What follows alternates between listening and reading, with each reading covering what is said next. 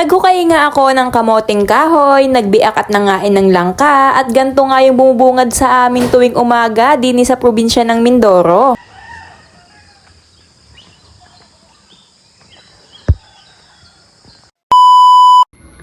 Dini kami sa gilid ng bahay at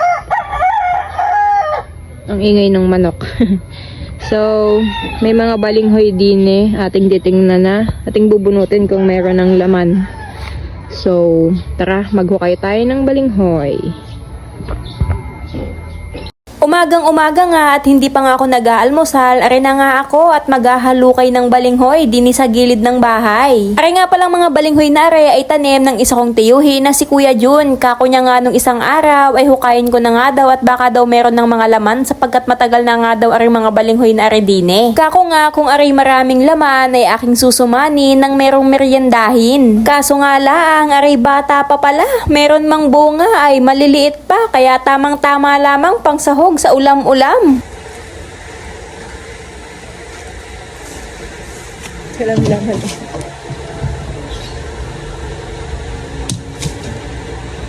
Liliit.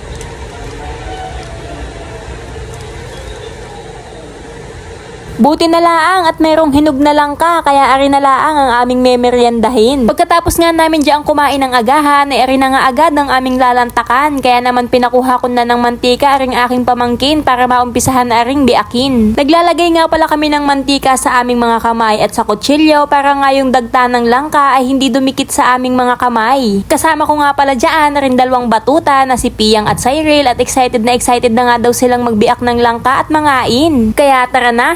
At tinaring biakin.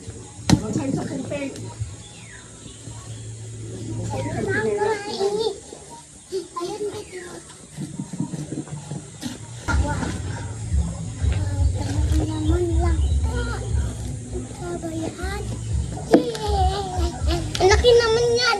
Ang laki kasi ay nugang diyon. Set na din ako. Kay Lynn.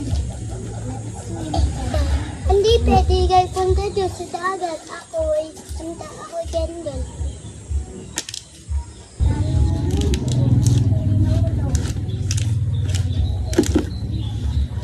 Wow! Ang dami naman yung sito. Dalawa kay Mama Aw. Okay, this is for Mama Aw. Cyril, dun sa inyo. Yung sa...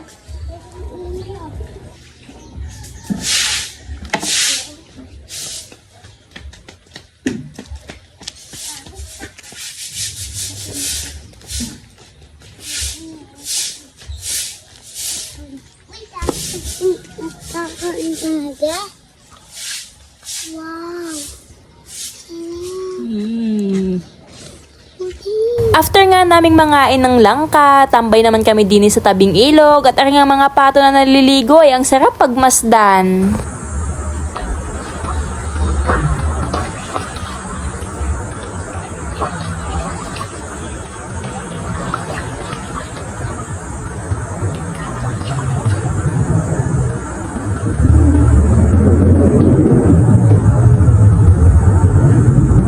Kinatanghalian naman, ari na nga sila papa at dumating na nga galing sa pangingisda. Sakto naman na meron ding nagliliguan din sa tulay at nagtatalunan.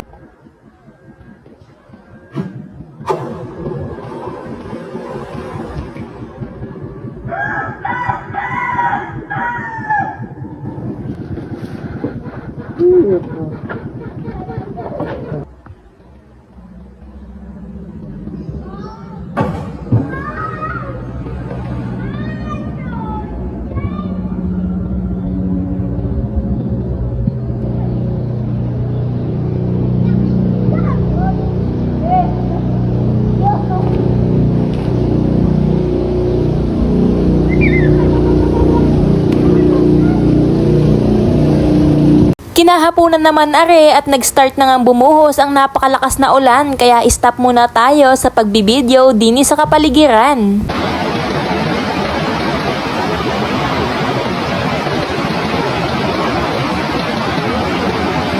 Kinabukasan nga, umagang-umaga nga at pupunta nga ako sa kabilang ibayo para i-check nga kung merong ibang mga kambing para isama nga at ipaligaw din yung aming kambing at aray nga yung bumungad sa akin.